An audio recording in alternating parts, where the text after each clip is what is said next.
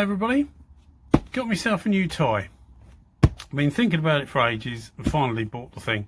So what have I got? I've got the Metabo, where are we? SXE150 5BL.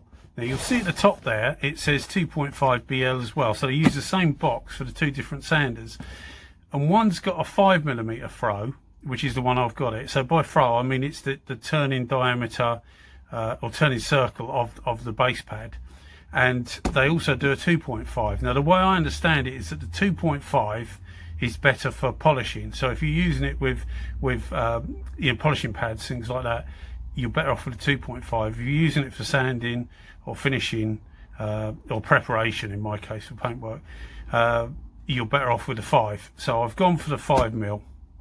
I'm going to put the camera on the head and we're going to unbox it and just run through a few bits and bobs that I know about it and find about it.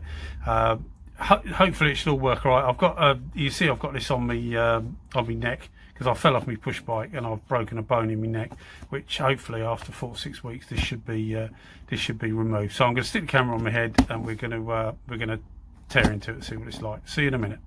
Okay, so let's have a look in a box. We got, so I'm in the UK. And as far as I know, Metabo give you a 3-year warranty, which is this, Germany, Metabo 3-year guarantee. So XXL stands for 3-year warranty, so it's either you get 2 normally, another 1 if you register online, or 1 normally and another 2 if you register online. Festool do a similar thing, I know Mirka do a similar thing.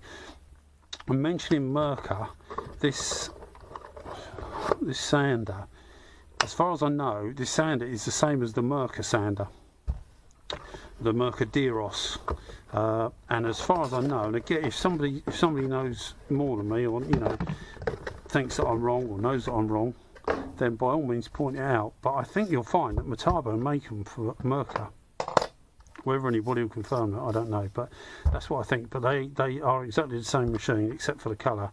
Mirka's obviously yellow, this one's green, so you can think of it as a green Mirka.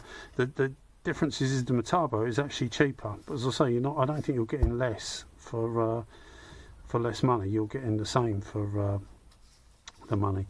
So the reason I got it is that, as I was saying, they do a 5 and a 2.5. So the 5 is regarded generally, as far as I could find out anyway, regarded generally as better for sanding. So Jesus, the size of that plug, it's going to be a continental plug and made for UK fitment, because our plugs aren't normally that big. If you're not from the UK and you're thinking why on earth do they have plugs that big, well, we don't normally have plugs that big. These are all chargers. That's normally how big our plugs are, not as big as that. So anyway, so it's got a big plug. Let's get this off and cut through the cable.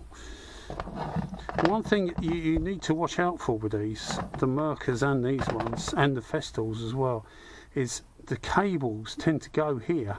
And looking at this, it's actually got some screws, so we might be able to refit that cable. And if you can, that's a really good idea, because well, I think it's a rip-off. The power tool manufacturers make these cables as a set, and they charge something like, I think it's about £35–40, which is about $50–55 at the moment, just for the cable. And what they'll do is, because that plugs in there, I should plug in there like that, where you're moving it around, like you're going like this and like that, and the leads on the floor or whatever, they break just here. The cable actually breaks inside. You can't necessarily see it on the outside, but the actual cables break on the inside, and if the cable breaks, then obviously the machine won't work. So you'll notice that if you turn it one way it will work, and you turn it another one it will stop, and you go like that. But don't do it too much, because the cable can blow out if it's actually both of them have gone. As the two of them touch, obviously you get a short. So we'll have a look at that in a minute, but I think it looks like you might be able to change the cable. So this is the machine. What I was going to do is I wanted to check. Now I know you're supposed to be able to get these pads off quite easy. They come off the same as the air sanders, effectively. You put it like that and you turn like that. That's it.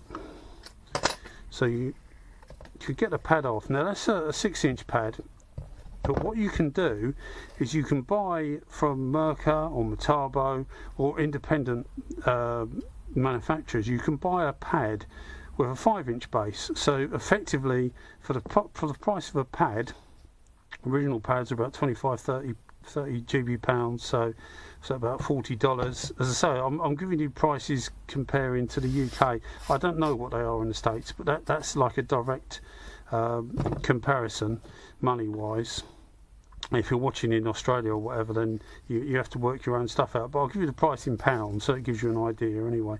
But you can buy the pads for about 25-30 quid, so you end up with a 5-inch sander and a 6-inch sander, which is well handy, because the base of the sander, if you're doing smaller stuff like me, it can be too big sometimes as a 5-inch, so you just get a 6-inch pad, he says, putting it on.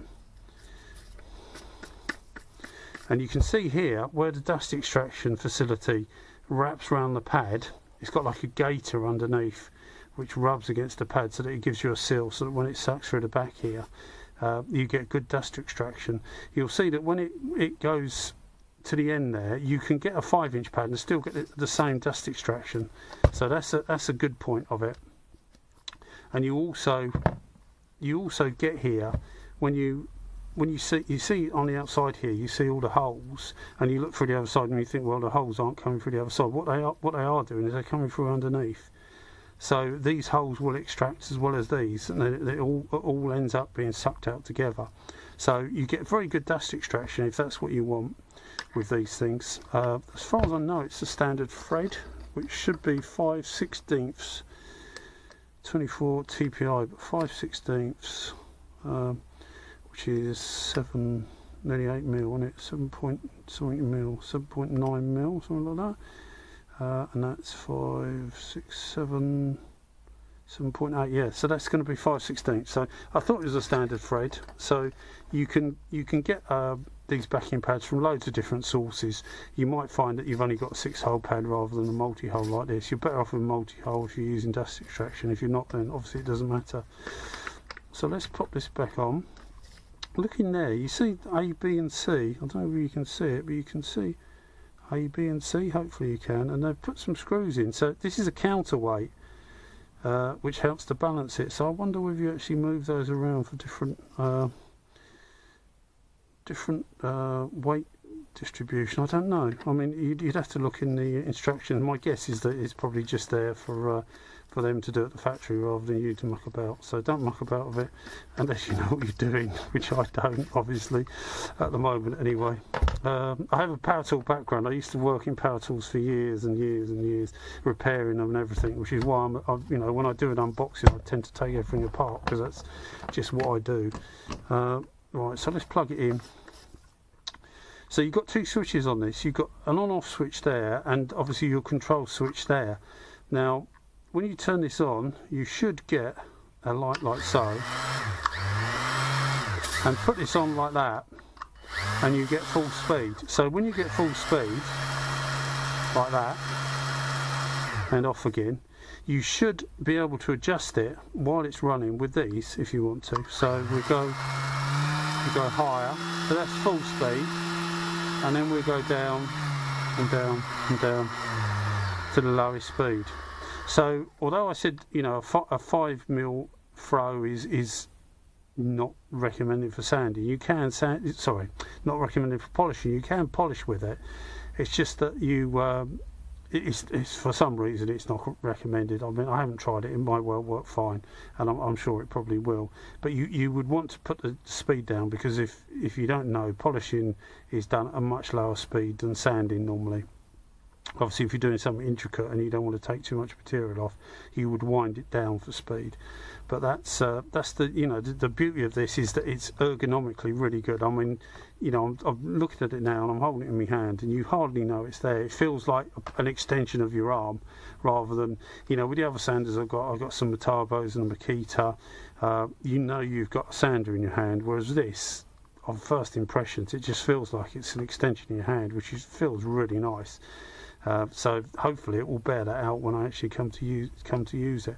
So you'll see again with this, they actually have a fast stop, like a brake which normally, like that, I'm not sure how they do it. It'll either be throwing the motor in reverse, or there'll be a brake band around there that when you release it, it wraps around the rotor to slow it down.